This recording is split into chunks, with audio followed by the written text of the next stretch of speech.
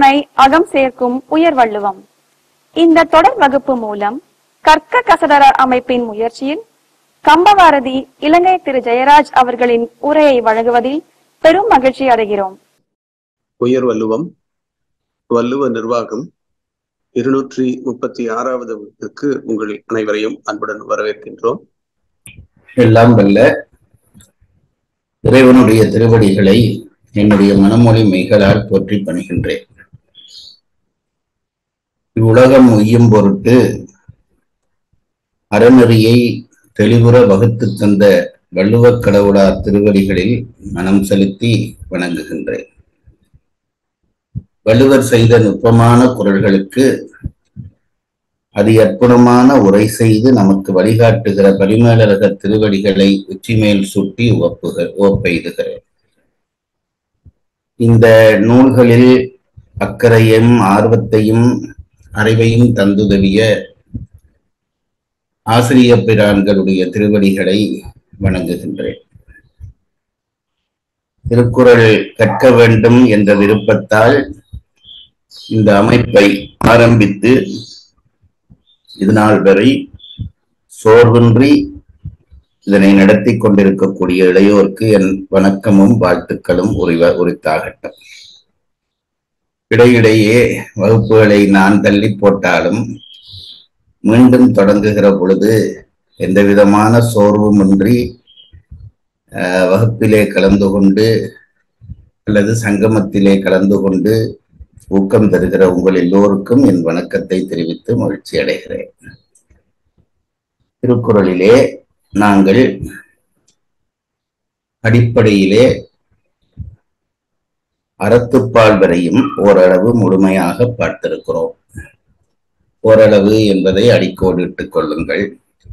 எத்தனை தரம் படித்தாலும் திருக்குறளிலே ஏதோ ஒரு புது கருத்து நம்மை அறியாமல் நம் மனதுக்குள் நுழைவதை காணுகிற பொழுதுதான் குறளினுடைய அதிசயம் நமக்கு புரிகிறது. ஆரம்பத்திலே உரைப்பாயிரம் என்கின்ற அந்த பகுதியை சில நாட்கள் எடுத்து நாம் விளங்கினோம். பாடல்களுக்கு உரை செய்கிறவர்கள் பாயிரம் எழுதுகிற முறைமை இருப்பதாக எனக்கு தெரியவில்லை. பரிமேலழகர் தான் எழுதுகிற அந்த உரைக்கு ஒரு பாயிரம் எழுதுகிறார். உரைப்பாயிரம் என்று அது நூலின் முகப்பிலே வைக்கப்பட்டிருக்கிறது. ஒரு 1.5 பக்கத்தில் அளவிலே அறத்துப்பாலுக்கான உரைப்பாயிரத்தை ஆரம்பத்திலே எழுதி வள்ளுவருடைய நோக்கம் என்ன, குறளை அவர் செய்த அமைப்பு என்ன, அதிலே அறத்துப்பாலுக்கு இருக்கிற முக்கியத்துவம் என்ன, அறம் என்றால் என்ன, அறத்தினுடைய கூறுகள் என்ன என்பதை எல்லாம் சொல்லி நாம் திருக்குறளிலே அறம் என்று கொள்வது எதனை என்கின்ற வரைக்கும் கொண்டு வந்து விட்டு நம்மை நூலுக்குள் அழைத்து செல்கிறார் பரிமேலழகர். அந்த உரைப்பாயிரத்தை அடிக்கடி படித்துக் கொள்ளுங்கள். அது ஒரு பாடல் போல நம் மனதுக்குள் இருக்க வேண்டிய விஷயம். உரைப்பாயிரத்தினுடைய எப்படி திருக்குறளிலே ஒரு சொல்லைத்தானும் நாம் எடுத்துவிட முடியாதோ அதுபோல இந்த உரைப்பாயிரத்திலும் நாம் ஒரு சொல்லைத்தானும் தவிர்த்து விட முடியாத அளவுக்கு செறிவாக அந்த உரைப்பாயிரத்தை பரிமேலழகர் செய்திருக்கிறார். அதனை நாங்கள் முதலில் படித்தோம். அதற்கு பிறகு அறத்துப்பாலுக்குள்ளே நம்மை அழைத்து செல்கிறார். குறள் அமைப்பிலே நான் முன்பும் சொல்லி இருக்கிறேன், மிகப்பெரிய பகுதி பால் என்றும், அதற்கடுத்த பகுதி இயல் என்றும், அதற்கடுத்த பகுதி அதிகாரம் என்றும், அதற்கடுத்த பகுதி குறள் என்றும் பிரிக்கப்பட்டிருக்கிறது. ஒரு குழந்தைக்கு சோறூட்டுவது போல வள்ளுவப் கடவுளார் நமக்கு அறத்தை இத்தனை பிரிவுகளுக்கூடாக மிக எளிமைப்படுத்தி செலுத்துகிறார் என்பது நாம் செய்த தவப்பயன் என்றுதான் கருதுகிறேன். அந்த வகையிலே 3 பெரும் பிரிவுகள்: அறத்துப்பால், பொருட்பால், காமத்துப்பால். இதிலே ஏன் நம்முடைய புருடார்த்தம் என்று சொல்லப்படுகிற அறம், பொருள், இன்பம், வீடு என்கின்ற நாளிலே ஏன் 3ஐத்தான் சொன்னார் என்ற கேள்விக்கு பலதரமாக நாம் விடை கண்டிருக்கிறோம். இன்றைய நாத்தியவாதிகள் சிலர் வள்ளுவருக்கே கடவுள் நம்பிக்கை இருக்கவில்லை, அதனால்தான் அவர் வீடு என்கின்ற அந்த பகுதிக்கு பாலமைக்காமல் தள்ளி போகிறார் என்று அறிவீனமாக சொல்லி வருகிறார்கள். பரிமேலழகர் தான் ஏன் அந்த வீடு என்ற பகுதிக்கு ஒரு பாலமைக்காமல் போனார் என்கின்ற நியாயத்தை சொல்லுகிறார். வீடு என்பது சிந்தையும் மொழியும் செல்லா நிலைமைத்தாள்களின் அதனை காரண வகையால் அறியலாமே தவிர இலக்கண வகையால் அறிய முடியாது என்பது பரிமேல் தருகிற விளக்கம். ஒரு பொருளை நேரடியாக இது இன்னதுதான் என்று காட்டுவது காரண வகையால் அறிவது. ஒரு பொருளை வேறொரு வழியினூடாக காட்டுவது இலக்கண வகையால் அமைவது, வேறொரு வழியினூடாக காட்டுவது காரண வகையால் அமைவது என்று இரண்டாக பிரித்துக் கொள்கிறார். வீடு என்கின்ற செய்தியை தனிப்பால் அமைத்து சொல்லாவிட்டாலும் அறத்துப்பாலிலே வருகிற துறவரவியலை ஒரு அடிப்படையாக எடுத்துக்கொண்டு அந்த துறவரவியல் என்கின்ற காரணம் இருந்தால் வீடாகிய காரணம் விளையும் என்கின்றதை மறைமுகமாக சொல்லி போயிருக்கிறார் வள்ளுவர் என்கிறார் பரிமேலழகர். ஏன் அப்படி சுற்றி வளைத்து சொல்ல வேண்டும் என்றால், வீடு என்பது இறையடி அடைதல். அது அந்த இறையடி நம் சிற்றறிவுக்கு அகப்படாதது. பேரறிவாளன் நம் சிற்றறிவுக்குள்ளே அகப்பட மாட்டான் என்றபடியால் இலக்கண வகையால் அறிந்து சொல்வது என்பது கடினம். அதனால்தான் வள்ளுவர் அதை துறவரம் என்கின்ற காரண வகையால் சொல்லி இருக்கிறார் என்று உணர்த்திவிட்டு இந்த முப்பால் பற்றி பேசத் தொடங்குகிறார் பரிமேலழகர். ஒவ்வொரு பாலிலே இயல்கள் உண்டு என்று சொன்னேன். முதலிலே அறத்துப்பாலிலே 4 இயல்கள் உண்டு, பொருட்பாலிலே 3 இயல்கள் உண்டு, காமத்துப்பாலிலே 2 இயல்கள் உண்டு. நாம் மனதிலே சுலபமாக வைத்திருப்பதற்காகவோ என்னவோ இந்த 4, 3, 2 என்கின்ற அமைப்பை பரிமேல திருவள்ளுவர் உருவாக்கி இருக்கிறார். அது ஒரு சுவைக்காக சொன்னேனே என்று அடிப்படை காரணத்தோடு தான் அந்த இயல்கள் அமைக்கப்பட்டிருக்கின்றன என்பதை நாம் புரிந்து கொள்ள வேண்டும். அதிலே அறத்துப்பாலிலே பாயிரவியல், இல்லறவியல், துறவரவியல், ஊழியல் என்று 4 இயல்கள். அதிலே முதல் இயலாகிய பாயிரவியலிலே வள்ளுவர் புதுமை செய்திருக்கிறார். பாயிரம் என்பது நூலுக்குள்ளே என்ன விடயம் வரப்போகிறது என்பதை எடுத்து காட்டுகிற பகுதி.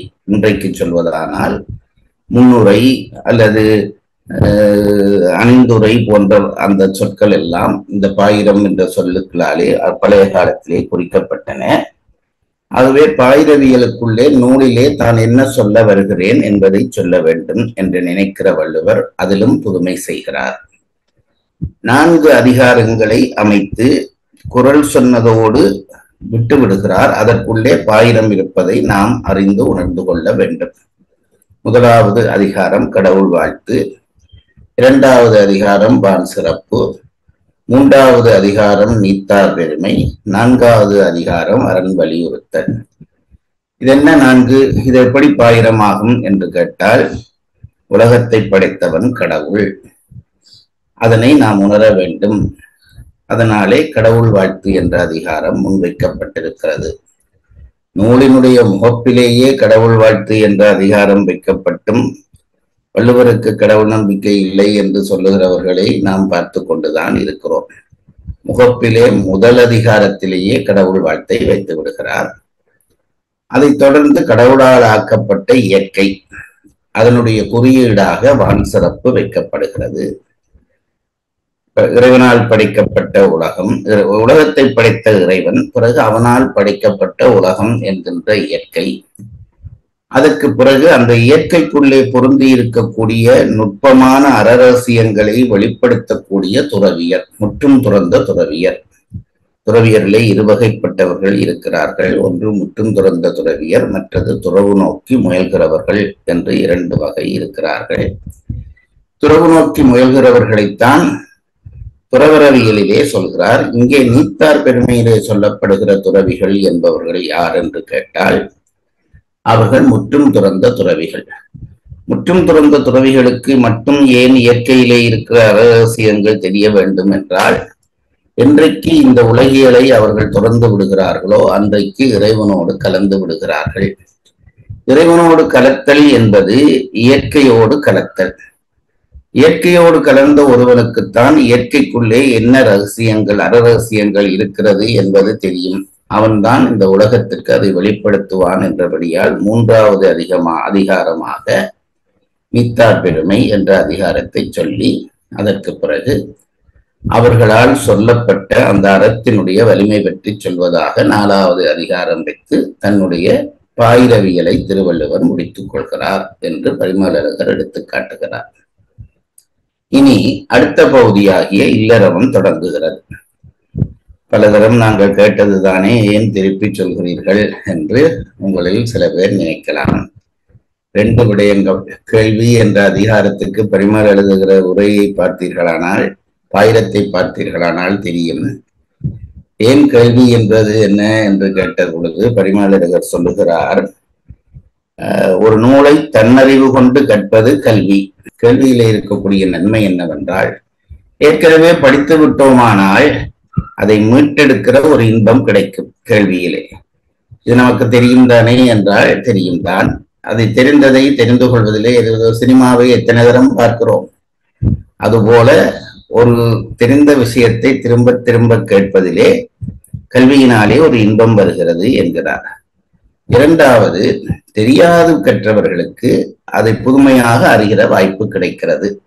ஆகவே ஏற்கனவே படித்தவர்களும் திரும்ப படிக்கலாம், படிக்காதவர்களும் படிக்கலாம் என்பதுதான் கேள்வியினுடைய வரைமுறை என்ற அந்த அனுமதியை வைத்துக் கொண்டுதான் பலதரம் சொன்ன சில விஷயங்களை நீண்ட நாட்களுக்கு பிறகு நடக்கிற வகுப்பு என்றபடியால் தொகுத்து சொல்லுகிறேன். அப்போ பாயிரவியல் முடிவு பெறுகிறது. இனி அறத்தை சொல்ல வேண்டும். அறத்தை 2 கூறுகளாக பிரிக்கிறார்கள். ஒன்று இல்லறம், அடுத்தது துறவரம். இல்லறத்துக்கும் துறவரத்திற்கும் என்ன வித்தியாசம் என்றால், பற்றுகிற அறம் இல்லறம், பற்று விடுகிற அறம் துறவரம். இதுதான் 2க்கும் உள்ள வித்தியாசம்.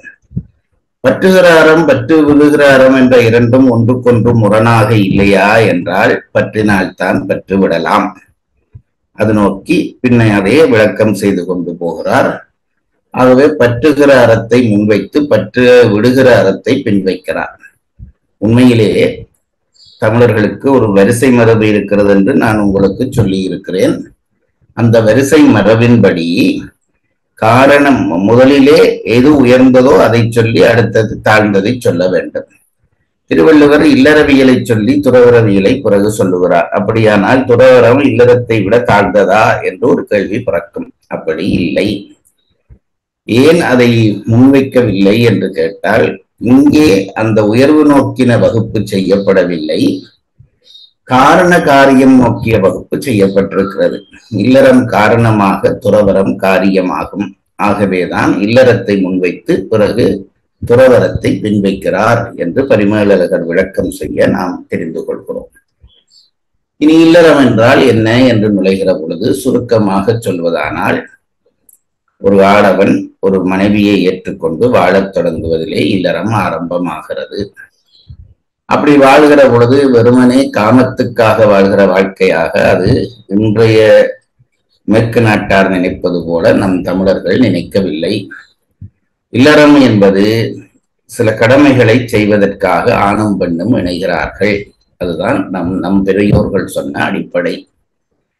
அந்த ஆணும் பெண்ணும் இணைகிற பொழுது அவர்கள் இணைந்து 11 கடமைகளை செய்ய வேண்டும் என்று வள்ளுவர் வகுத்து காட்டுகிறார். 3 இல்வாழ்வான் என்பான் இயல்புடைய மூவர்க்கும் நல்லாற்றில் என்ற துணை என்று 3, துறந்தார்க்கும் தூவாதார்க்கும் இறந்தார்க்கும் இல்வாழ்வான் என்பான் என் துணை என்பதிலே இன்னொரு 3, தென்புலத்தார் தெய்வம் விருந்து ஒக்கள் தான் என்கின்ற அந்த குறளிலே இன்னும் 5, மொத்தம் 11 கடமைகள் செய்ய வேண்டும். 11 கடமைகள் செய்வதற்கு பொருள் தேவையே. அந்த பொருளை எப்படி எடுப்பது என்பதற்கு வரையறை செய்கிறார். அந்த வரையறை என்னவென்றால், பழியஞ்சி பகுத்து உண்ண வேண்டும். அது ரொம்ப முக்கியம். எப்படியாவது பொருளை தேடி 11 கடமையும் நான் செய்வேன் என்று சொன்னால் அது பாவகாரியமாக ஆகிவிடும். ஆகவே ஒருவன் 11 கடமையும் செய்ய வேண்டும், அதற்கு பொருள் தேட வேண்டும். அந்த பொருளை பழியஞ்சி தேட வேண்டும். பழியோடு சேர்த்து பொருள் தேடினால் அது பொருளாகாது. ஆகவே பழியஞ்சி பொருள் தேட வேண்டும். பிறகு அப்படி தேடிய பொருளை பகுத்து உண்ண வேண்டும், பலருக்குமாக கொடுத்து வாழ வேண்டும். இதுதான் இல்லறத்தினுடைய அடிப்படை. அப்படி வாழ்கிற பொழுது அன்பும் அறனும் உடைத்தாகும். அதை திருவள்ளுவர் மீண்டும் சொல்லுகிறார். இல்வாழ்க்கையினுடைய பண்பு அன்பாக இருக்க வேண்டும், பயன் அறமாக இருக்க வேண்டும். இப்படி இல்லறத்தினுடைய தன்மையை வகுத்துவிட்டு இல்லறத்துக்கு துணை செய்கிற இல்லாளுடைய பெருமை சொல்லுகிறார். இல்லாளுடைய பெருமை சொன்ன பிறகு அந்த கணவனும் மனைவியும் சேர்ந்து வாழ்வதனாலே குழந்தை பிறக்கிறது. புதல்வரை பெறுதல் சொல்லுகிறார். கணவன் மனைவி குழந்தை என்று வந்த பிறகு அவர்களிடமிருந்து அன்பு உருவாகத் தொடங்குகிறது. அந்த அன்பு உருவாக்கத்தை உணர்த்தும் முகமாக அன்புடைமை என்கின்ற அதிகாரம் வைத்து, பிறகு இல்லத்திலே உருவாகிய அந்த அன்பு மெல்ல மெல்ல மெல்ல சமூகம் நோக்கி செலுத்தப்படுகிறது. அப்படி அந்த இல்லறத்திலே உருவாகிய அன்பு சமூகம் நோக்கி செலுத்தப்படுவதை உணர்த்துவதற்காக விருந்தோம்பல் என்ற அதிகாரம் வைக்கிறார். பெண்ணுக்கு தேவையான இன்சொல் பற்றி பேசுகிறார்.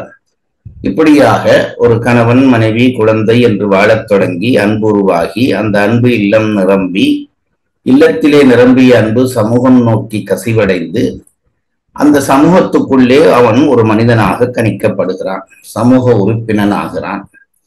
சமூக உறுப்பினன் ஆகிறவனுக்கு தேவையான சில அம்சங்களை சொல்லுகிறார். ஒன்று, அவன் நன்றியுடையவனாக இருக்க வேண்டும்.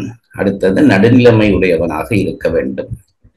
இவை இரண்டும் சொல்ல பிறகு அதற்கு அடுத்ததாக அவன் மனம் மொழி மெய்களால் தூயவனாக முயற்சிக்க வேண்டும். முயற்சிப்பதல்ல, ஆக வேண்டும்.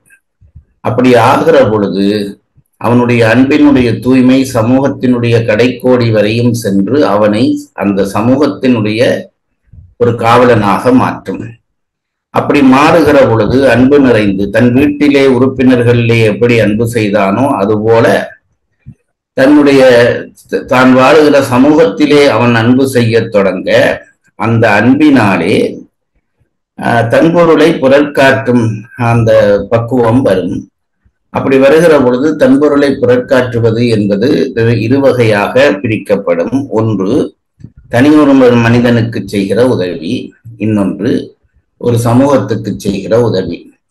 இது ரெண்டையும் குறிப்பதற்காக ஈகை ஒப்புரவு என்ற அதிகாரங்களை வைக்கிறார். இப்படியாக தன்பொருளை புறற்காட்டுகிற பொழுது, தனி மனிதனுக்கும் சமூகத்திற்கும் என தன்பொருளை புறற்காட்டுகிற பொழுது அவனை அந்த சமூகம் புகழும் என்பதை சுட்டுவதற்காக புகழ் என்ற அதிகாரத்தை வைத்து இல்லறவியலை முடித்துக் கொள்கிறார். இல்லறவியலினுடைய இம்மை பயன் புகழ், மறுமை பயன் துறக்கம் என்று பரிமேலழகர் சொல்ல நாம் படித்திருக்கிறோம்.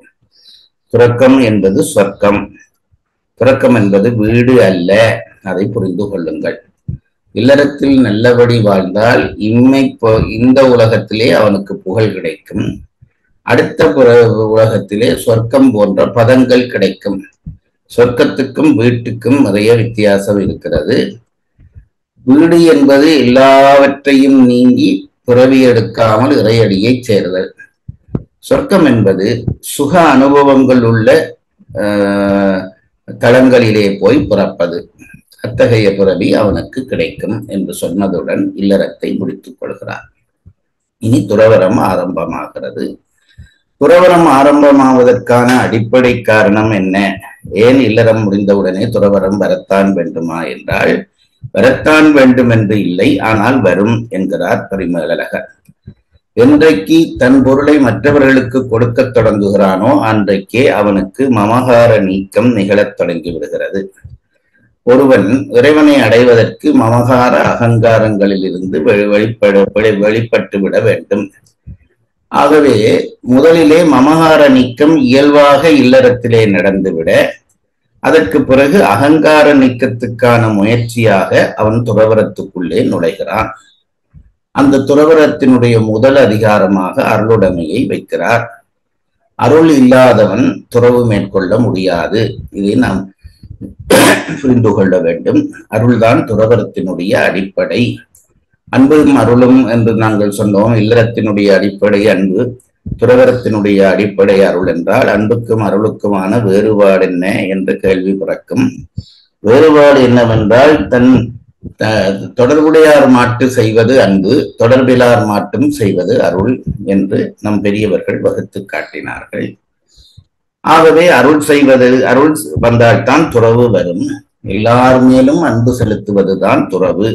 அதனாலே அருளுடைமையை அடிப்படையாக காட்டிவிட்டு துறவர அதிகாரங்களை 2 கூறுகளாக பிரிக்கிறார்கள். விரதம், ஞானம் என்று பிரிக்கிறார்கள். விரதம் ஞானம் என்ற பகுதியிலே விரதம் என்பது சில உறுதிகளை மேற்கொண்டு அந்த உறுதிகள் ஊடாக நாம் பாவகாரியங்களிலே இருந்து தப்பி விடுவது. அதை சொல்வதற்காக சில அதிகாரங்களை விரதம் என்ற பகுதியிலே வைக்கிறார். விரதம் என்ற பகுதியிலே வைக்கப்படுகிற அதிகாரங்கள் விரதத்தினுடைய முக்கிய கூறுகள். அவ்வளவுதான் விரதம் என்று நாம் கற்பனை பண்ணிவிடக் கூடாது. அந்த விரதத்திலே முதலிலே புலால் மறுத்தல் என்ற பகுதியிலே இருந்து ஆரம்பிக்கிறார்.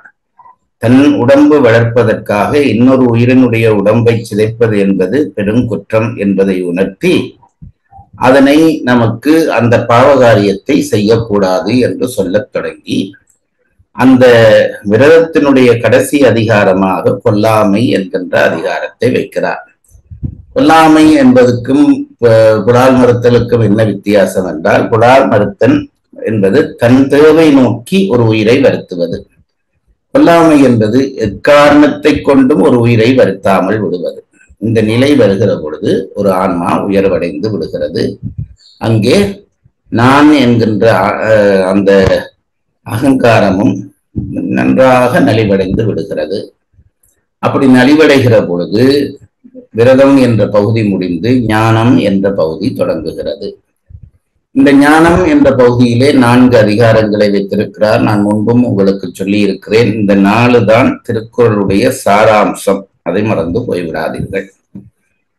ஞானம் உதிப்பதற்கான முதல் அடையாளம் நிலையாமையை உணர்தல். இந்த உலகத்திலே நாம் பெற்று வைப்பதற்கு காரணம் அது உண்மை என்று நம்புவது. ஆனால் அவை பொய் என்பதை உலகம் நமக்கு உணர்த்தியபடியே இருக்கிறது. ஆனாலும் நாம் உணர்வதில்லை. எவனுக்கு நிலையாமை என்கின்ற உணர்வு வருகிறதோ அவன்தான் உண்மை நிலையாமையை உணர்வான். உடம்பின் மீதும் செல்வத்தின் மீதும் வைக்கின்ற அந்த பற்றுதலை அறுத்து விடுவது நிலையாமை. இந்த நிலையாமை என்கின்ற அதிகாரத்துக்கு அடுத்த அதிகாரமாக துறவு என்கின்ற அதிகாரத்தை வைக்கிறார். நிலையாமை ஒரு பொருள் நிலையாத பொருள் என்று கண்டால் நாம் அதை துறந்து விடுவோம். அது இயற்கை. அதனாலேதான் நிலையாமை என்ற அதிகாரத்தை வைத்த பிறகு துறவு. துறவு என்பது விடுதல், நம்மை பற்றி இருக்கிற பற்றுக்களை விடுதல். ஒரே நாளிலே காவி உடுத்து துறவு வரும் என்பது நம் கற்பனை. துறவு என்பது பயிற்சியினாலே கொஞ்சம் கொஞ்சமாக பொருள்களிலே இருந்து விடுபடுதல். யாதனின் யாதனின் நீங்கியான் நோதல் அதனின் அதனின் இளன் என்று வள்ளுவப் பெருந்தகை சொன்னது அதனைத்தான். பகுதி பகுதியாக விடத் தொடங்குதல், அதற்கு துறவு என்று பெயர். இனி அப்படி துறந்து கொண்டு வர நமக்கு என்ன கிடைக்கும் என்றால், இங்கே இருக்கிற பற்றுக்களை நீங்க நீங்க நீங்க அங்கே இருக்கிற பற்று நமக்கு தானாக வளரும். அப்படி வளர்கிற பொழுது நாம் மெய்யுணர்வோம் என்பதை சொல்வதற்காக மெய்யுணர்தல் என்ற அடுத்த அதிகாரத்தை வைக்கிறார். மெய்யுணர்ந்த பிறகு மெய்யுணர்தலோடு உண்மையிலே அறத்துப்பால் முடிந்திருக்க வேண்டும். இல்லறம் முடிந்தது, துறவரம் முடிந்தது, நிலையாமை உணர்ந்து வீடு வேறு துறவு வந்ததினாலே மெய்யுணர்ந்து விட்டோம் என்பதிலே பயன எய்தப்பட்ட நிறைவு வர வேண்டும். ஆனால் அதற்கு பிறகும் ஒரு அதிகாரத்தை வைக்கிறார் வள்ளுவக் கடவுளார். அந்த அதிகாரத்துக்கு அவாறுத்தல் என்று பெயர். அவாறுத்தல் அதெல்லாம் முடிந்து விட்டதே, துறவு முடிந்து விட்டதே, நிலையாமை வந்து துறவிலேயே அவாறுத்தல் முடியவில்லையா என்ற கேள்வி பிறக்கும். நம் பெரியவர்களுடைய ஆழமான சிந்தனையினுடைய அடிப்படையாக அமைவது இந்த அதிகாரம். அவாறுத்தல் என்றால் என்னவென்றால், எண்ண ரூபமாகவும் விருப்புக்களை அறுத்து விடுதல். செயல் ரூபமாக அறுப்பது என்பது வேறு. நான் காப்பி குடிக்க மாட்டேன் என்று சொல்லிவிட்டு இருக்கிற விஷயம் இருக்கிறதே, அது செயல் ரூபமாக ஒன்றை துறப்பது. அப்படி அல்லாமல் காப்பியை நினைக்கவும் மாட்டேன் என்று சொல்வது எண்ண ரூபமாகவும் அதனை திறப்பது என்று நாம் தெரிந்து கொள்ள வேண்டும். எண்ண ரூபமாகவும் ஏன் துறக்க வேண்டும் என்றால், எண்ணங்கள் இருந்து கொண்டிருந்தால் நாம் அனுபவித்த அனுபவங்களுடைய வித்துக்கள் நம் மனதிலும் புத்தியிலும் பதிந்து கிடக்கும்.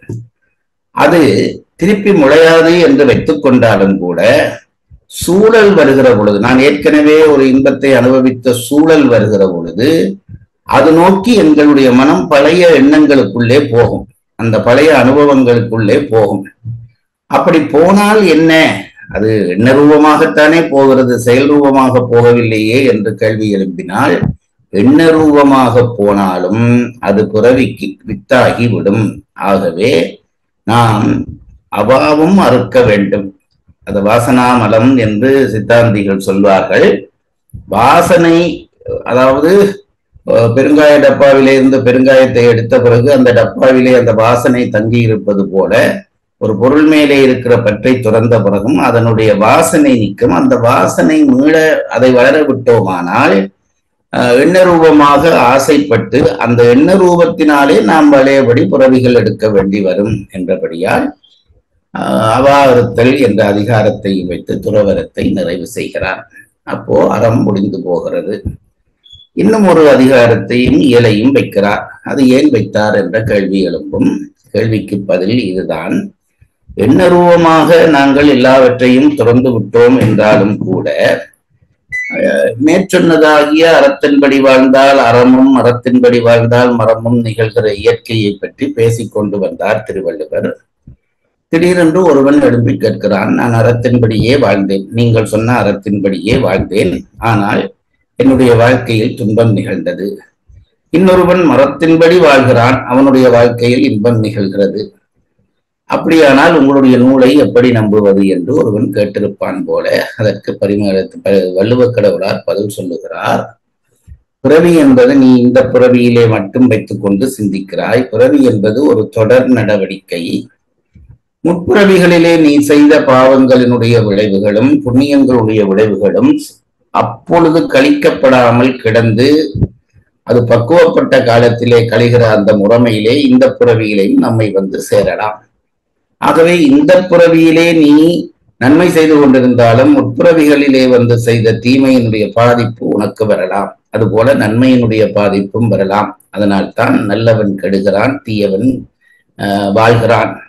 இது விதியாக நடக்கிற ஒன்றல்ல, விதிவிலக்காக நடக்கிற ஒன்று. அவ்விய நெஞ்சத்தான் ஆக்கமும் செவ்வியான் கேடும் நினைக்கப்படும் என்கிறார் வள்ளுவக் கடவுளார். ஆகவே இந்த முரண்பாடு ஏனென்றால் விதிவிலக்காக அமைகிற இந்த முரண்பாடுகளுக்கும் காரணம் சொன்னால்தான் ஒருவன் மன ஆறுதல் கொள்வான் என்பதற்காக ஊழ் என்கின்ற ஒரு இயலை அமைத்து அதிலே ஊழ் என்கின்ற ஒரே அதிகாரத்தை, திருக்குறளிலே வேறு எங்கும் அப்படி இல்லை, ஒரு இயலுக்கு ஒரு அதிகாரம் அமைத்து அறத்துப்பாலை நிறைவு செய்து முடிக்கிறார் திருவள்ளுவர். இந்த அமைப்பு என்பது இவ்வளவும் விளங்கிவிட்டாலே திருக்குறள் விளங்கியதற்கு சரி. திருக்குறள் என்பது வாழ்வுக்கான ஒரு கலசம், அதை மறந்து போகக்கூடாது என்பதை நான் திரும்ப திரும்ப சொல்லுகிறேன். இவ்வளவும் விளங்கி அறத்துப்பால் படித்து விட்டோம் என்கிற பொழுது உண்மையிலே இந்த அளவும் விளங்கினாலே பெருமை. இதற்குள்ளே இன்னும் சில நுட்பங்கள் இருக்கும், நாம் படிக்க படிக்க தெரிய வரும். இவ்வளவற்றையும் விளங்கினாலே திருக்குறள் படித்ததற்கான நிறைவு வந்துவிடும் என்று கருதுகிறேன். ஆகவே இது நாள் வரைக்கும் நாங்கள் அறத்துப்பாலினுடைய முழுமை கண்டோம். பிறகு பொருட்பாலுக்குள்ளே நகரத் தொடங்குகிறோம். பொருட்பால் காமத்துப்பால் என்று இரண்டு பால் இருக்கத்தக்கதாக திருக்குறளை அறநூல் என்று எப்படி சொல்லலாம்? ஏன் அதை பொருநூல் என்று சொல்லக்கூடாது, காமநூல் என்று சொல்லக்கூடாது என்ற கேள்வி இருக்கிறது. சொல்லக்கூடிய வாய்ப்பும் இருக்கிறது. ஏனென்றால் அதிகாரங்கள் நிறைந்த பகுதியாக பொருட்பால் தான் இருக்கிறது. கிட்டத்தட்ட 72 ஏதோ அதிகாரங்கள் அதற்குள்ளே அமைந்துள்ளன. அப்படி இருக்கத்தக்கதாக அதை பொருநூல் என்று சொல்லாமல் அறநூல் என்று சொன்னதற்கு காரணம் என்ன என்று கேட்டால் அதை பரிமளர்கள் விளங்கப்படுத்துகிறார். என்னவென்றால், இங்கே பொருளும் காமமும் தனிப்பால்களாக அமைக்கப்பட்டாலும் பொருளை சொல்வதல்ல பொருட்பாலினுடைய நோக்கம், அதுபோல காமத்தை சொல்வதல்ல காமத்துப்பாலினுடைய நோக்கம். இவை இரண்டும் அறத்துப்பாலினுடைய கூறுகளாக விரிக்கப்படுகின்றனவே தவிர தனித்தனி விரிக்கப்படவில்லை. ஒரு கணவனும் மனைவியும் சேர்ந்து வாழ்கிற பொழுது நான் சொன்னேன் 11 கடமைகள் செய்ய வேண்டும் என்று. இந்த 11 கடமைகள் செய்வதற்கு பொருள் தேவை. ஆகவே பொருள் பற்றிய விவரங்களை சொல்ல வேண்டும் என்றுதான் பொருட்பாலை அமைக்கிறார். ஆகவே ஆழ்ந்து சிந்தித்தால் அது இல்லறத்தினுடைய ஒரு கூறாக விரிக்கப்படுகிற பகுதியாகத்தான் இருக்கிறது. அதுபோல கணவனும் மனைவியும் சேர்ந்து அறத்தையே சேர்ந்து கொண்டிருந்தால் வாழ்க்கையிலே ஒரு சோர்வு வந்துவிடும், போரடித்து விடும். ஆகவே மெல்ல மெல்ல நாம் அந்த அறங்களை கைவிட்டு விடுவோம் என்பதற்காக இறைவன் நமக்காக செய்திருக்கக்கூடிய ஒரு பேருதவி காமம் என்ற ஒன்றை வைத்து கணவன் மனைவியருக்கிடையிலே இருக்கிற இன்ப வாழ்வையும் அவன் அமைத்திருக்கிறான். அதை அனுபவித்தபடியே அறம் செய்வது என்பதுதான் இறைவன் அமைத்த வாழ்க்கை முறை. ஆகவே காமமும் பொருளும் இல்லறத்தினுடைய கூறுகளே அன்றி தனி விடயங்கள் அல்ல. அதனால்தான் பொருளை பற்றியும் காமத்தை பற்றியும் வள்ளுவர் சொன்னாலும் அவை அறத்தினுடைய கூறுகளாக விரிக்கப்படுகிறபடியால் திருக்குறளை அறத்துப்பால் என்று நாம் சொல்லி வருகிறோம் என்பதை மறந்து அறநூல் என்று சொல்லி வருகிறோம் என்பதை மறந்து போகாதீர்கள். இனி அறத்துக்கு பிறகு ஏன் பொருளை சொல்ல வேண்டும் என்று ஒரு கேள்வி வரும். ஏன் காமத்தை சொல்லி பொருளை சொல்லி இருக்கக்கூடாதா என்ற கேள்விக்கு பதில் என்னவென்று கேட்டால் பரிமளகரே சொல்லுகிறார், இம்மை மறுமை வீடு ஆகிய மூன்றும் தருவது அறத்துப்பால், இம்மை மறுமை தருவது பொருட்பால், இம்மை இன்பத்தை மட்டும் தருவது காமத்துப்பால். ஆகவே மூன்று பயன் தருவதை முன்பும், இரண்டு பயன் தருவதை அடுத்ததும், ஒரு பயனை தருவதை அடுத்ததுமாக வரிசைப்படுத்தி இருப்பதாக பரிமளகர் நமக்கு எடுத்து காட்டுகிறார். அந்த வகையிலே நாங்கள் பொருட்பாலுக்குள்ளே நுழைந்தோம். பொருட்பாலினுடைய முதல் பகுதி அது ஒரு அரச பொருட்பால் என்கிற பொழுது அதை மூன்று கூறுகளாக, மூன்று இயல்களாக பிரிக்கிறார். ஒன்று அரசியல், அடுத்தது அங்கவியல், அடுத்தது ஒளிவியல் என்று மூன்று இயல்கள். ஒரு ஒரு ஒரு ஒரு நிர்வாகத்தை நடத்துகிற பொழுது அந்த நிர்வாகத்தினுடைய தலைவன் முக்கியப்படுத்தப்படுகிறான். அதை நாம் உணர்ந்து கொள்ள வேண்டும். நிர்வாகத்தினுடைய தலைவன் ஒருவன் இருந்தால்தான் நிர்வாகம் நடக்கும். தலையில்லாமல் உடம்பி இயங்காது. அந்த வகையிலே ஒரு அரசனுடைய பெருமைகளை, நிர்வாக தலைவனுடைய பெருமைகளை சொல்வதாக முதல் பகுதியை அவர் எடுத்துக் கொள்கிறார். 25 அதிகாரங்கள் என்று நினைக்கிறேன். ஒரு அரசன், அவனுடைய பெருமை, அவன் நிர்வாகம் நடத்த வேண்டிய முறைமை போன்றவற்றை எல்லாம் தெளிவாக இந்த 25 அதிகாரங்களுக்கூடாக திருவள்ளுவர் சொல்லி போகிறார். அதை பரிமளகர் எடுத்து காட்டுகிறார். ஒரு அரசன் படை, குடி, கூழ், அமைச்சு, நட்பு, அரண் என்கின்ற 6 அங்கங்களை உடையவனாக இருக்க வேண்டும். இந்த 6ம் ஒன்றாக இருந்தால்தான் ஒரு அரசன் உண்மையான அரசனாவான். அரசருள் ஏறு என்கிறார் திருவள்ளுவர். நம்முடைய உடம்பிலே கை இருக்க வேண்டும், கால் இருக்க வேண்டும், மூக்கு இருக்க வேண்டும், கண் இருக்க வேண்டும் என்று சில உறுப்புகள் இருக்க வேண்டும் என்பது நாம் வரையறுக்கப்பட்டுள்ள நியதி. எனக்கு 5 உறுப்புகள் இருக்கின்றன, ஒன்றே ஒன்று இல்லை என்றால் அவன் ஒரு பூர்ண மனிதன் ஆக மாட்டான், குறையுள்ளவனாகத்தான் இருப்பான். அதுபோல நிர்வாகத்திலும் இந்த 6 அங்கங்களும் ஒருமித்து இருக்க வேண்டும். 6 அங்கங்களுக்குள்ளே 4 அங்கங்கள் இருக்கிறது என்றால் இவன் ஓரளவு பரவாயில்லை என்று சொல்ல முடியாது. ஒரு கிணறை தாண்டுகிற பொழுது, 10 அடி கிணறை தாண்டுகிற பொழுது 10 அடியும் தாண்ட வேண்டும். நான் முன்பும் சொல்லியிருக்கிறேன்.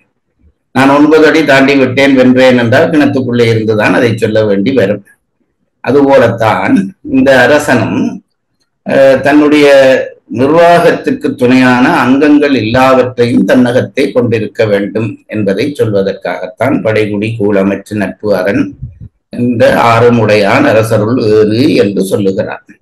ஆகவே அரசனுடைய இயல்புகள் அரசியலிலே சொல்லப்பட்ட பிறகு அதற்கு பிறகு அங்கவியல் என்ற 2வது பகுதியை சொல்லுகிறார். அரசனுடைய அந்த பகுதி சொன்ன 25 அதிகாரங்களும் நாங்கள் பார்த்திருக்கிறோம். இனி அங்கவியலிலே 32 அதிகாரங்கள் என்று நினைக்கிறேன் சொல்ல போகிறார். அதிலே 10 அதிகாரங்கள் அமைச்சுக்கு ஒதுக்கப்படுகிறது. இந்த 6 அங்கங்கள் நான் முன்பும் சொன்னேன். படை, குடி, கூழ், அமைச்சு, நட்பு, அரண். இது வரிசை நோக்கி வைக்கப்பட்ட முறை அல்ல, பாடல் அமைப்பு நோக்கி வைக்கப்பட்டது. ஆனாலும் இந்த அமைச்சு என்பது 3வது 4வதாக சொல்லப்பட்டிருந்தாலும் அங்கங்களுக்குள்ளே முக்கியமானது அமைச்சுத்தான் என்று பரிமளகர் எடுத்து சொல்லுகிறார். ஏன் அப்படி முக்கியமானது என்றால், கிட்டத்தட்ட ஒரு அரசன் செய்கிற வேலைகள் அனைத்தையும் அவன் செய்வான். அதனாலேதான் அமைச்சுக்கு அவ்வளவு முக்கியத்துவம் கொடுக்கிறார்கள். ஒரு அரசன் செய்கிற முற்றமெல்லாம் அவன் செய்வான். முடிவெடுக்கிற தகுதி மட்டும்தான் அரசனுக்கு இருக்கக்கூடிய தனித்தகுதியாக இருக்கும். அந்த வகையிலே அமைச்சியலுக்குள்ளே நுழைகிறார். அமைச்சியலுக்குள்ளே நுழைகிற பொழுது அமைச்சிலே 10 அதிகாரங்கள் வைப்பதாக பரிமேலழகர் சொல்லுகிறார். அதிலே முதலாவதாக சொல்லப்பட்டது சொல்வன்மை. ஒரு நல்ல அமைச்சனுக்கு பேசுகிற திறன் இருக்க வேண்டும். அது ரொம்ப முக்கியமானது. ஏனென்றால் தன்னணி சார்ந்து இருக்கிறவர்களை வெளிப்போகாமல் சொல்வன்மையினாலே அவன் ஈர்க்க வேண்டும். வேற்றணி சார்ந்திருக்கிற கட்டிக்காரர்களை தன் சொல்வன்மையினாலே தன்னணிக்கு ஈர்க்க வேண்டும். தன்னிலே இருந்து போகாமல் பார்க்க வேண்டும், பிறரிலே இருந்து வரச் செய்ய வேண்டும். இது சொல்லால் ஆகிற ஆற்றல் என்றபடியால் சொல்வன்மையை அமைச்சினுடைய முதல் அதிகாரமாக வைக்கிறார். அதற்கு பிறகு செய்யக்கூடிய பொறுப்பாளிலே நான் பலதரம் சொல்லி இருக்கிறேன், மீண்டும் சொல்லுகிறேன். அறத்துப்பால் நம் தமிழ் வாழ்வு அறம், பொருட்பால் சமுதாய அறம். சமுதாயம் என்றாலே ஒரு கூட்டு, அதை மறந்து போகாது. தமிழிலே பேசுகிற பொழுது சமுதாயம் என்றே பேசுவார். ஒரு பலது சேர்ந்த ஒரு விடயத்தை சமுதாயம் என்று பேசுவது. இந்த உலகம் ஆண்டவனாலே படைக்கப்பட்டாலும் மக்களாலே கூறுகளாக பிரிக்கப்பட்டிருக்கிறது. நாங்கள் இந்தியர்கள், நாங்கள் தமிழ்நாட்டுக்காரர், நாங்கள் கோயம்புத்தூர்காரர், அப்படி பிரிக்கிற பொழுது நாங்கள் ஒவ்வொரு குரூப்பாக மாறுகிறோம். அப்படி ஆகிற பொழுது நிர்வாகம் வருகிற பொழுது ஒட்டுமொத்த நிர்வாகம் வருவது கடினமாக இருக்கிறது. ஆகவே ஒவ்வொரு அந்த குழுமத்துக்கான நிர்வாகம் அமைகிறது. அப்படி அமைகிற பொழுது ஒரு குழுமத்துக்கான நிர்வாகத்தை பொறுப்படுத்த ஒரு தலைவன் அவனுடைய முதல் கடமை தன் குழுமத்தை காப்பாற்றுவது. ஏனென்றால் அவனை நம்பி அந்த குழுமம், அந்த மக்கள் குழுமம் இருக்கும். ஆகவே இங்கே நாம் அறத்துப்பால் அறத்திலே இருந்து சற்று மாறுபடுகிறோம். அதனாலேதான் அறத்துப்பால் அறத்தை முதலறம் என்றும் பொறுப்பாளரத்தை சார்வரும் என்றும் நம் பெரியவர்கள் பேசினார்கள். இங்கே என்னவென்றால், முதலிலே ஒரு அரசனுடைய கடமை தன்னை சார்ந்தவர்களை காப்பாற்றுவது. அதுக்கு பிறகுதான் மிச்சம் எல்லாம். அதனாலேதான் அறமல்லாத சில விஷயங்களை கூட பொறுப்பாளிலே அறமாக்கி இருக்கிறார்கள். நான் முன்பே சொல்லியிருக்கிறேன், ஒற்று என்கின்ற அதிகாரம் இருக்கிறது. மற்றவன் பேசுவதை ரகசியமாக அறிவது, அது அறமாகுமா என்றால் ஆகாது. ஆனால் தன்னை சார்ந்த குடும்பத்தை காப்பாற்றுவதற்காக அவன் செய்கிற பொழுது அறமாகும். அதுபோல ஒரு அரசன் ஒரு குற்றவாளிக்கு கொலை தண்டனை, மரண தண்டனை கொடுப்பான். அது அறமாகுமா என்று கேட்டால், சாதாரணமாக கொலை குற்றம் என்று அறத்துப்பாலிலேயே சொல்லிவிட்டார், கொல்லாமை பேசிவிட்டார். அது எப்படி பிறகு ஒரு அரசனை மட்டும் கொலை செய்ய அனுமதிக்கலாம் என்று கேட்டால், தன் குடும்பத்தை காப்பாற்றுவதற்காக, பல பேருடைய உயிரை காப்பாற்றுவதற்காக ஒருவனை அழிக்க வேண்டிய தேவை வந்தால் அழி என்கின்ற சார்பரம் அங்கே வந்து பிறக்கிறது. இதை நன்றாக புரிந்து கொள்ளுங்கள். அதனால்தான் கொலையிற் கொடியாரை வேந்து ஒருத்தல் பைங்கூழ் கலை கட்டுதலோடு நேரென்றார் திருவள்ளுவர். பரிமேலழகருக்கு எப்படி உரையெடுக்கிறார் என்றால், கொடியாரை வேந்து ஒருத்தல் என்று எடுக்க வேண்டும். எப்படி ஒருத்தல்? கொலையால் ஒருத்தல். கொடியாரை வேந்து கொலையால் ஒருத்தல் பைங்கூழ் கலை கட்டுதலோடு நேர் என்று சொல்கிறார். அதாவது ஒரு குற்றவாளியை மரண தண்டனை கொடுப்பது என்பது வயலுக்குள்ளே பயிர்களுக்கு இடையிலே இருக்கிற பிள்ளை பிடுங்குவது போல, இல்லாவிட்டால் அது பயிர்களை அழித்துவிடும். ஆகவே அதற்கு அனுமதி உண்டு என்று பேசுவது பொருட்பால் தர்மம். உங்களிலே பல பேருக்கு இன்று வரை அந்த குழப்பம் இருந்து கொண்டே இருக்கிறது. நிர்வாகத்திற்குள்ளே, சமூக வாழ்வுக்குள்ளே நீங்கள் ஈடுபடுகிற பொழுது இதனுடைய உண்மைகளை அறிவீர்கள். இது முற்று முழுதாக இயற்கையை மீறி சொல்லப்படுகிற தத்துவங்கள் அழகாக இருக்குமே தவிர நிற்காது. அதை நீங்கள் மறந்து போகாதீர்கள். இயற்கைக்கு ஒவ்வாத சில விஷயங்களை எடுத்து சொன்னால் புதுமையாக இருக்கும், கவர்ச்சியாக இருக்கும், அழகாக இருக்கும். ஆனால் அது நிலைக்காது. நிலைக்க வேண்டுமானால் இயற்கையோடு பொருந்த சிந்திக்க பழக வேண்டும். அதனால்தான் திருவள்ளுவர் இயற்கையோடு சிந்தித்து கூட்டமாக வாழ்கிற பொழுது நிர்வாகத்தினுடைய தலைவனுக்கு சில கடமைகள், அந்த கடமைகளிலே முதல் கடமை தன்னை சார்ந்த குடும்பத்தை காப்பாற்றுவது என்று வருகிறது. அந்த அடிப்படையிலே ஒரு அரசனுக்கு துணையாக நிற்கிற 6 அங்கங்களுக்குள்ளே முக்கியமானவனாக அமைச்சன் கொள்ளப்படுகிறான். அவன் பற்றிய விவரங்களை 10 அதிகாரங்களிலே சொல்லுகிறார். முதலாவது அதிகாரமாக சொல்லப்படுவது சொல்வன்மை என்கின்ற அதிகாரம். அந்த சொல்வன்மை என்ற அதிகாரத்திலே ஒரு அமைச்சன் சொத்துரன் உள்ளவனாக இருக்க வேண்டும் என்பது பேசப்படுகிறது. அதற்கு பிறகு அவன் வினை செய்ய வேண்டும். அந்த வினை தூய வினை என்ற நம்பிக்கை அவனுக்கு இருக்க வேண்டும். இங்கேதான் குழப்பம் மீண்டும் பிறக்கிறது. என்ன பிறக்கிறது? தன் குடும்பம் சார்ந்த விஷயத்தை செய்வதற்கு அறமல்லவற்றையும் செய்யலாம் என்று சொல்லிவிட்டோமே, பிறகு எப்படி அது தூய வினையாகும் என்றால், உன்னை சார்ந்தவர்களை காப்பது என்பது உன்னை பொறுத்தளவிலே அது தூய வினைதான். உன்னை சார்ந்து 10 பேர் இருக்கிறார்கள், அவர்களை காப்பாற்ற வேண்டும், அது உன்னுடைய முதல் கடமை. அப்படி காப்பாற்றுகிற பொழுது அதுக்கு தீமை இழைக்க வருகிறவர்களை நீக்குவது என்பது அறமாகும். சமூக வாழ்க்கையிலே அது அறமாகும் என்று நம் பெரியவர்கள் கருதினபடியால் தான் திருவள்ளுவர் அப்படி சொல்கிறார். அந்த வகையிலே ஒரு அமைச்சன் சொல்வன்மையை வைத்துக் கொண்டு அதுக்கு அடுத்த பிறகு வினை தூய்மை, வெறுமனே சொல்வன்மையை வைத்துக் கொண்டு காலம் தளித்தால் என்றுக்கோ ஒரு நாளைக்கு தோற்று போவோம். அப்படித்தான் பிற்காலத்திலே அரசியல் கட்சிகள் சில ஆகின. சொல்வன்மையை வைத்துக் கொண்டே நிர்வாகம் நடத்தலாம், வார்த்தையை மயக்கம் ஏற்படுத்தியே நிர்வாகம் நடத்தலாம் என்றால், வார்த்தை என்பது தேவையானாலும் தான் செய்கிற வினை தூய்மையானது, தன்னை நோக்கிய தூய்மை அல்ல, தன் குடும்பம், தான் சார்ந்த குடும்பத்தை நோக்கிய தூய்மையானது என்ற நம்பிக்கை இருந்தால்தான் ஒருவன் அந்த வினையிலே ஈடுபட முடியும், தூய்மையாக ஈடுபட முடியும். அதனாலேதான் அதற்கு அடுத்த அதிகாரமாக வினை தூய்மை என்ற அதிகாரத்தை வைக்கிறார். நான் செய்கிற வினை தூய்மையானது, என் சுயநலத்துக்காக நான் இதை செய்யவில்லை, என்னை சார்ந்தவர்களுக்காக செய்கிறேன் என்ற அந்த நம்பிக்கை வந்துவிட்டால் அதற்கு பிறகு அந்த செயலிலே உறுதி வரும். நான் இதை உறுதியாக செய்யலாம். எப்பொழுதும் நம்பிக்கை இல்லாத ஒரு காரியத்தை உறுதியாக செய்ய முடியாது.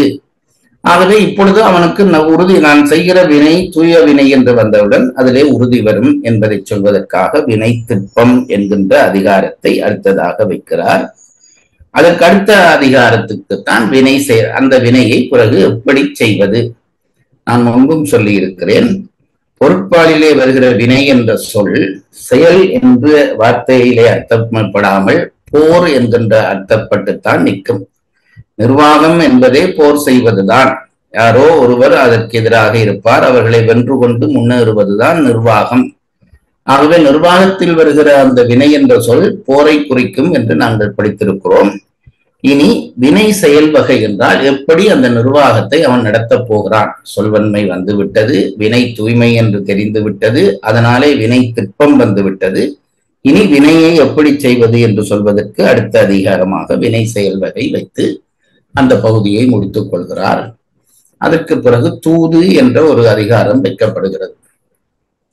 தூது 2 வகைப்படும் என்று சொல்லுகிறார் பரிமேலழகர். ஒன்று தான் வகுத்து கொண்டு கூறுதல், அடுத்தது கூறியது கூறுதல். ஒரு செய்தியை சொல்லிவிட்டால் அதை அப்படியே போய் சொல்வது கூறியது கூறுதல்.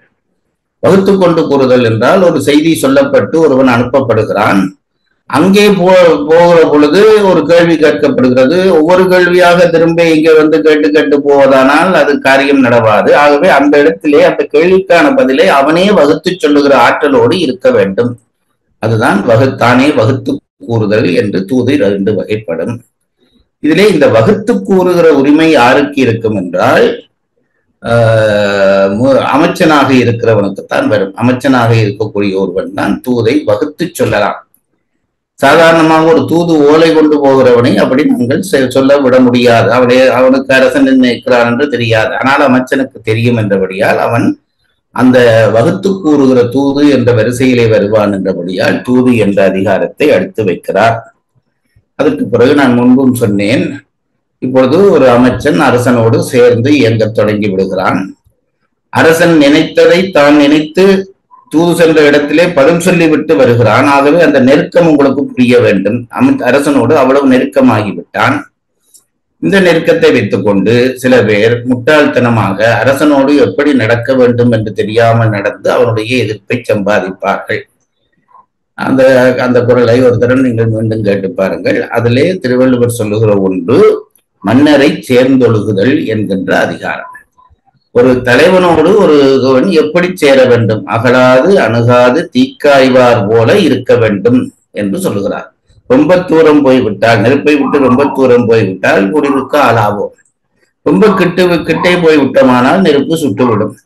ஆகவே ரொம்ப தூரமும் போகக்கூடாது, ரொம்ப கிட்டவும் போடக்கூடாது என்பது போலத்தான் அரசனோடு பழகிற அமைச்சனும் அரசனை விட்டு ரொம்ப தூரம் போனானால் அவனுடைய பயனை எய்தாமல், அரசனால் கிடைக்கிற பயனை எய்தாமல் போய் விடுவான். மிக நெருக்கி போய் விட்டானால் அமைச்சனுடைய கோபங்களுக்கு, அரசனுடைய கோபத்துக்கு ஆளாகிற அந்த தீமை நிகழும். ஆகவேதான் அகலாது அணுகாது இருக்க வேண்டும் என்று சொல்கிறார். ஒரு அரசன் பாவிக்கிற பொருள்களை தானும் பாவிக்க வேண்டும் என்று விரும்புவது, அரசனுக்கு பல பேருக்கு முன்னாலே புத்தி சொல்வது, இப்படி பல காரியங்களை கண்டித்துக் கொண்டு அரசனோடு எப்படி பழக வேண்டும் என்ற செய்தியை மன்னரை சேர்ந்தொழுகுதல் என்ற அதிகாரத்திலே வைத்தார். இனி மன்னரை சேர்ந்தொழுகிற அந்த தகுதி வர வேண்டுமானால் குறிப்பறிகிற தகுதி வர வேண்டும். குறிப்பறிகிற தகுதி என்றால் எல்லாம் வாய்விட்டு பேசக்கூடாது. இப்பொழுதெல்லாம் நிறைய பேசுவதைத்தான் மனித ஆற்றல் என்று நினைக்கிறோம். நிறைய பேசுவது என்பது குறைவுடையவர்கள் மத்தியிலே இருக்கக்கூடிய ஒரு உரையாடல் திறன். மிக குறைவாக பேசி பெரிய விடயத்தை உணர்த்த வேண்டும், அதுபோல உணரவும் வேண்டும். அதைத்தான் குறிப்பறிதல் என்கின்ற அதிகாரத்திலே வைக்கிறார். குறிப்பறிதல் தெரிந்தால்தான் மன்னரை சேர்ந்தொழுக முடியும். குறிப்பறியாதவனுக்கு மன்னனுக்கு எது பிடிக்கிறது எது பிடிக்கவில்லை என்று தெரியாவிட்டால் அவன் முட்டாள்தனமாக நடந்து மன்னனுடைய பகையை சம்பாதிப்பான். ஆகவே குறிப்பறிதல் தெரிந்திருக்க வேண்டும் என்பதற்காக குறிப்பறிதல் என்கின்ற அதிகாரத்தை வைக்கிறார். இதுவரை நாங்கள் பயணித்திருக்கிறோம். இந்த குறிப்பறிதலிலே 5 குறள்கள் படித்து முடித்து விட்டோம். இனி 6வது குறள். இறையருளாலே இனி வருகிற வகுப்புகள் தள்ளி போடாமல் திரும்ப திரும்ப முன்னுரை சொல்லுகிற அவாக்கிய நிலைமையும், எனக்கு சொல்லுகிற அவாக்கிய நிலைமையும், உங்களுக்கு கேட்கிற அவாக்கிய நிலைமையும் வராமல் இறைவன் காக்கட்டும் என்று பிரார்த்தித்தபடி அந்த 5 குறளையும் ஒரு தரம் வாசித்துவிட்டு 6வது குறளுக்குள்ளே இன்றைக்கு நுழைவோம். அதிகார எண் 71 குறிப்பறிதல். குறள் எண் 701. கூறாமை நோக்கி குறிப்பறிவான் எஞ்ஞான்றும் மாறானீர் வையக்கு அணி. இந்த உலகத்துக்கு அவன் அணியாக கொள்ளப்படுவான். அணி என்பது அழகு தருகிறது. ஆர் என்றால் வார்த்தை வாய் திறந்து பேசாமல் குறிப்பினால் அறிகிற ஒருவன் கிடைப்பானால் அவன் இந்த உலகத்திற்கு ஒரு அணியாக கருதப்படுவான். குறள் எண் 702. ஐயப்படாது அகத்தது உணர்வானை தெய்வத்தோடு ஒப்ப கொளல். அடுத்த ஸ்டெப்புக்கு உயர்த்துகிறார். குறிப்பறிதல் என்ற ஒன்று. குறிப்பறிதலே அப்படியும் இருக்குமோ இப்படியும் இருக்குமோ என்றும் குறிப்பறியலாம். ஒரு விடயத்தை நாம் உணர்கிற பொழுது அதாகவும் இருக்கலாம் இதாகவும் இருக்கலாம் என்பதும் குறிப்பறிதல் தான். அப்படி இருந்தால் நிர்வாகத்திற்கு அது சரி வராது. நிர்வாகத்திலே குறிப்பறிகிறவன் இது இப்படித்தான் இருக்க வேண்டும் என்று உறுதிபட அறிய வேண்டும். அதனைத்தான் ஐயப்படாது, குறளை படியுங்கள். ஐயப்படாது அகத்தது உணர்வானை தெய்வத்தோடு ஒப்பக்கொளல். ஏனென்றால் மனதிலே இருக்கிற காரியத்தை மற்றவர்கள் அறிய முடியாது, கடவுள்தான் அறிவார்.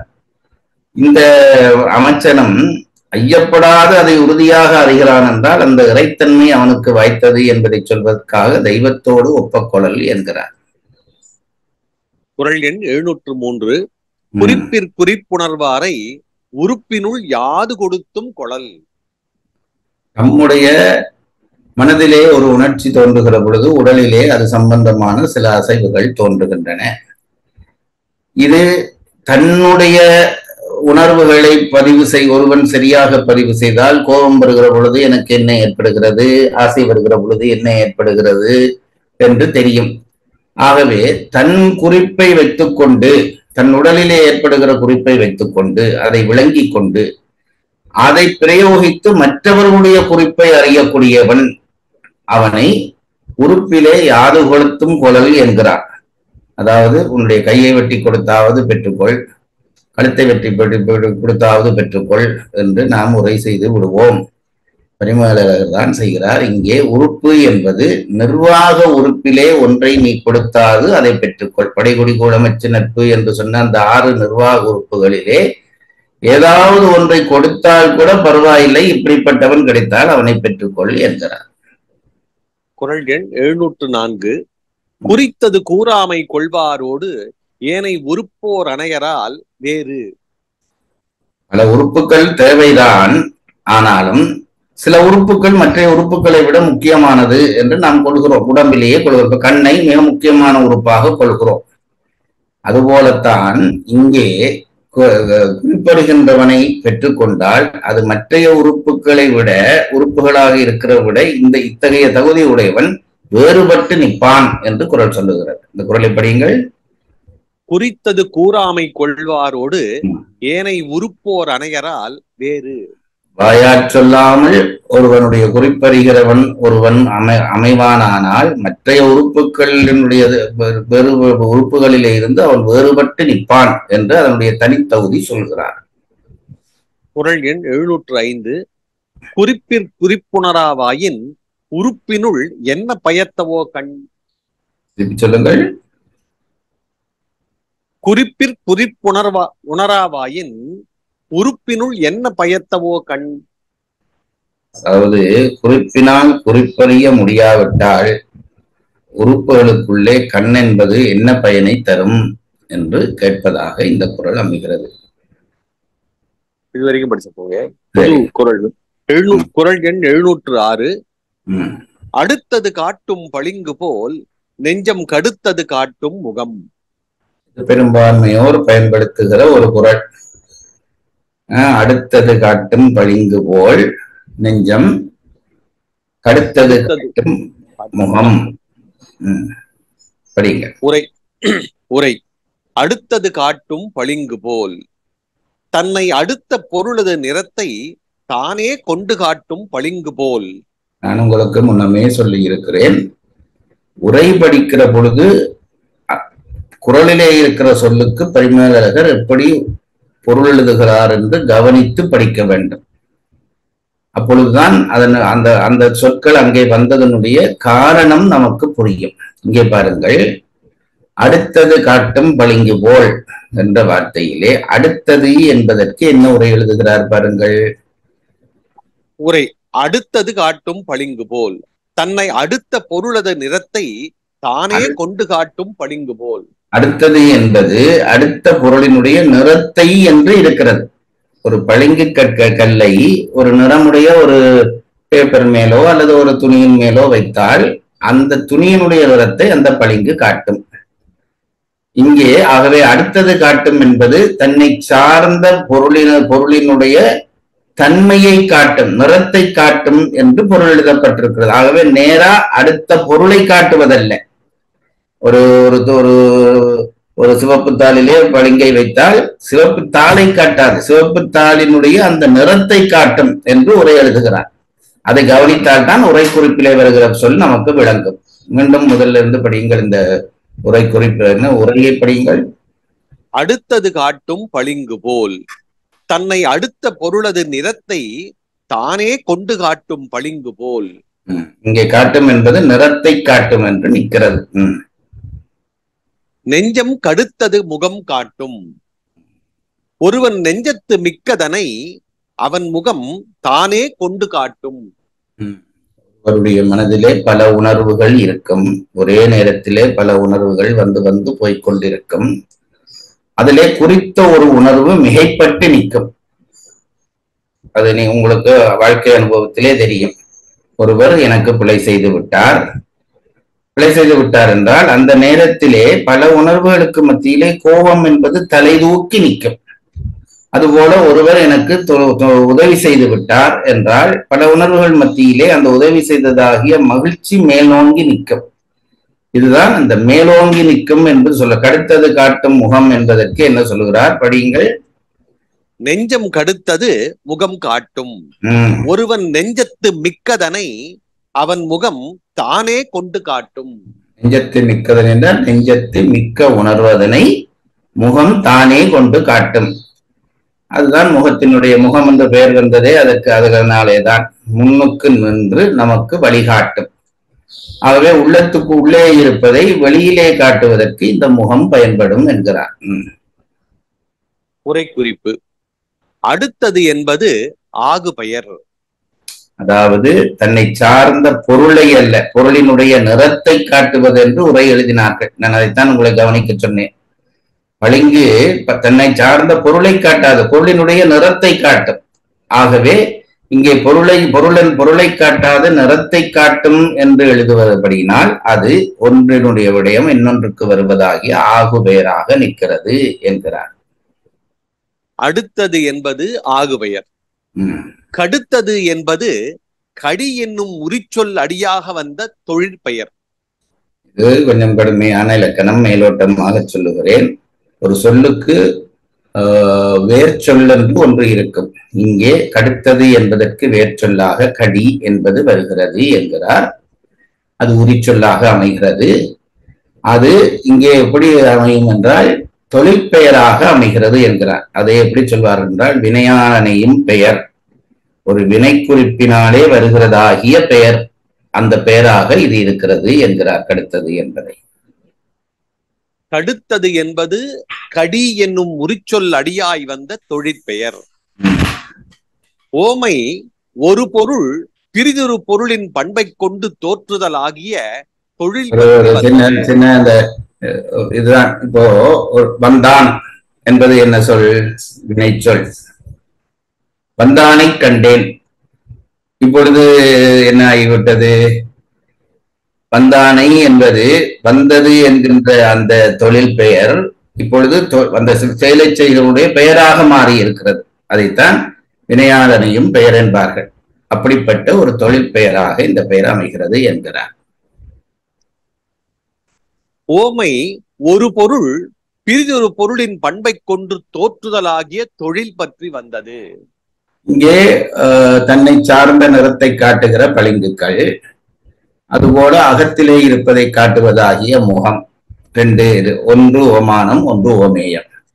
இந்த ஓமானம் ஏன் சொல்லப்பட்டது என்றால் ஒன்று இன்னொன்றை காட்டும் என்கின்ற அந்த தன்மையிலேதான் இந்த ஓமை வருவிக்கப்பட்டது என்கிறார். திருப்பி படிங்கிற அந்த வரியை.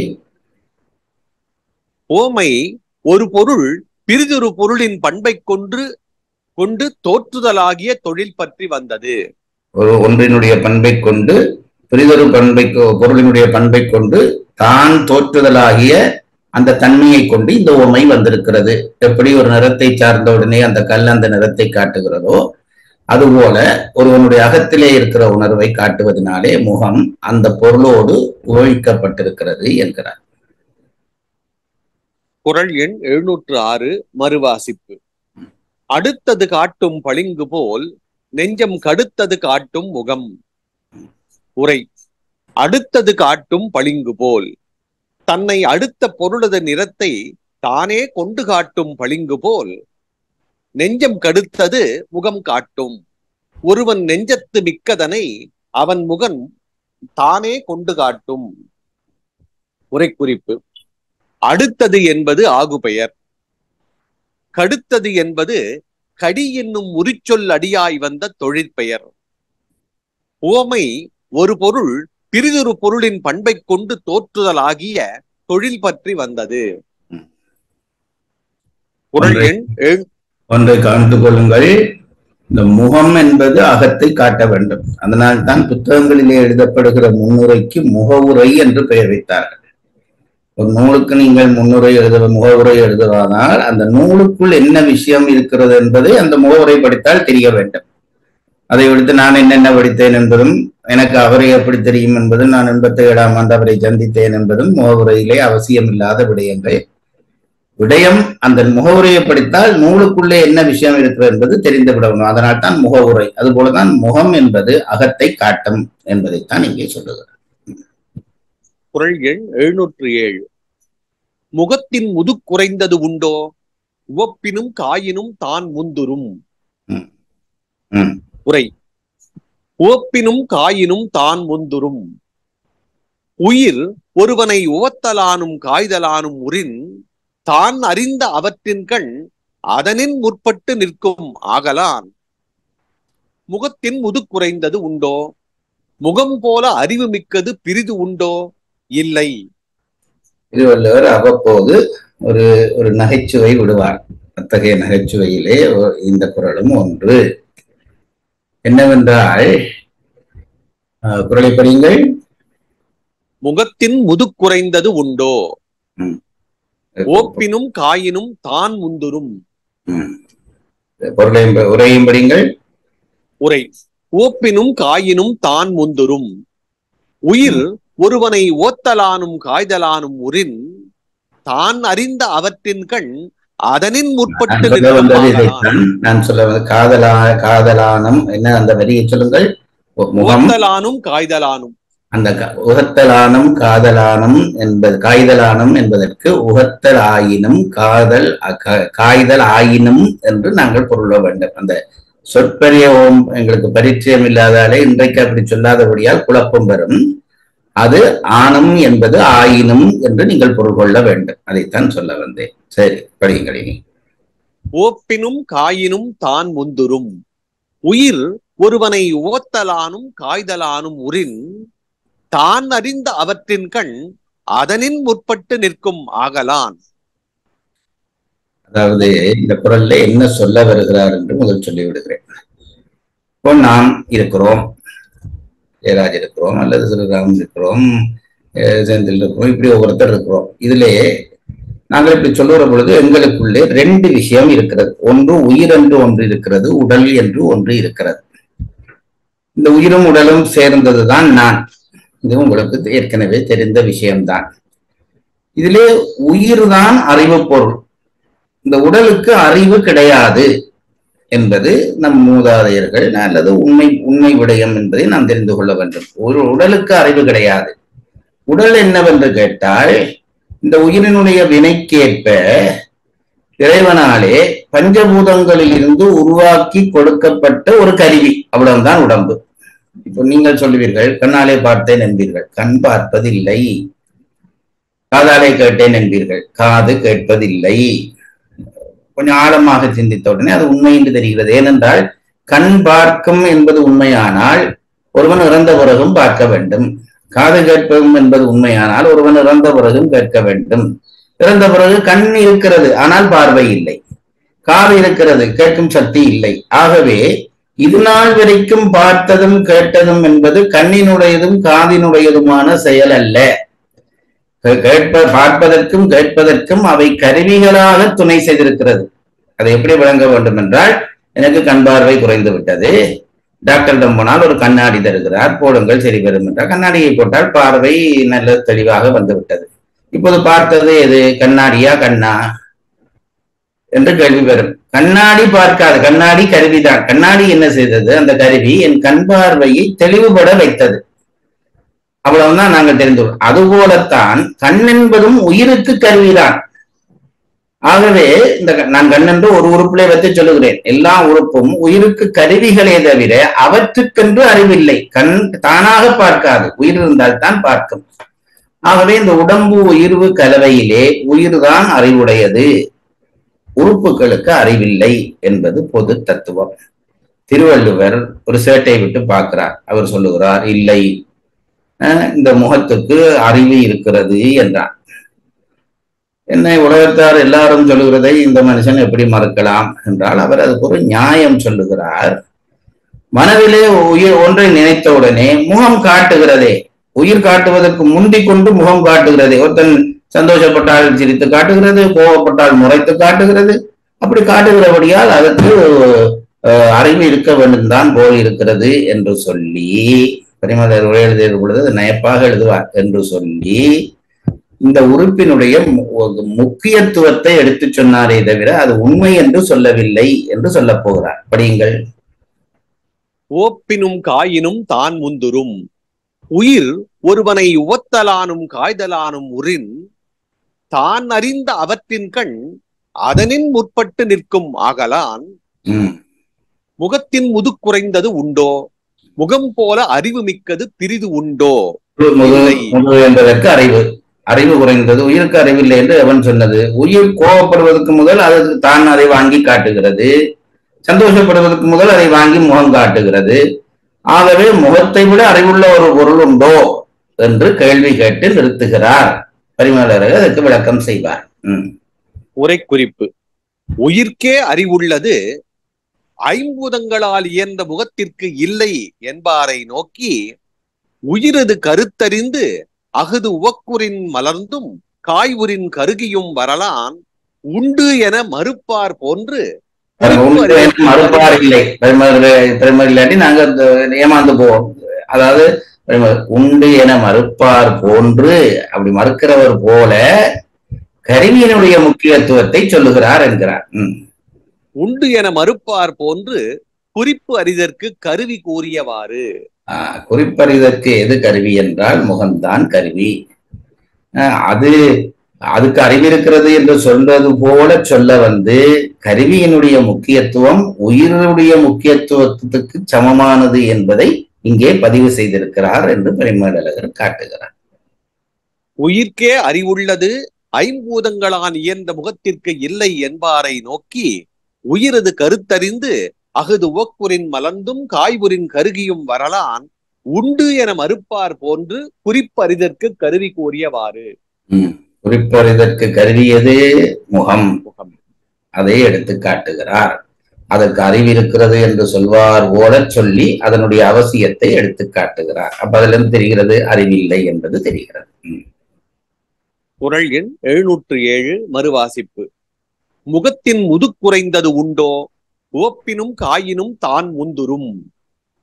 உரை: உவப்பினும் காயினும் தான் முந்துரும். உயிர் ஒருவனை உவத்தலானும் காய்தலானும் உரின் தான் அறிந்த அவற்றின் கண் அதனின் முற்பட்டு நிற்கும் ஆகலான் முகத்தின் முதுக்குறைந்தது உண்டோ. முகம் போல அறிவு மிக்கது பிரிது உண்டோ? இல்லை. உரைக்குறிப்பு: உயிர்க்கே அறிவுள்ளது ஐம்பூதங்களால் இயந்த முகத்திற்கு இல்லை என்பாரை நோக்கி உயிரது கருத்தறிந்து அகுது ஓக்குரின் மலர்ந்தும் காய்வுரின் கருகியும் வரலான் உண்டு என மறுப்பார் போன்று குறிப்பு அறிதற்கு கருவி கூறியவாறு. இன்றைக்கு இந்த அளவிலே வகுப்பை நிறுத்துவோம். குறள் சொல்லும் நெறியை வாழ்வியலோடு இணைத்து நம்மையும் நம்மோடு சேர்ந்த சமூகத்தையும் உயர்த்துவோம். தொடர் வகுப்பின் பயன் அனைவருக்கும் சேரும் இந்த நோக்கத்தில் பங்கு கொண்டதற்கு நன்றி. உயர் வள்ளுவத்தின் மற்ற குறள் விளக்கங்களை கேட்க www.karka.in வலைதளம் மற்றும் யூடியூபில் உயர் வள்ளுவம் என்ற முகவரியின் ஊடாகவும் கேட்கலாம். நன்றி, வணக்கம்.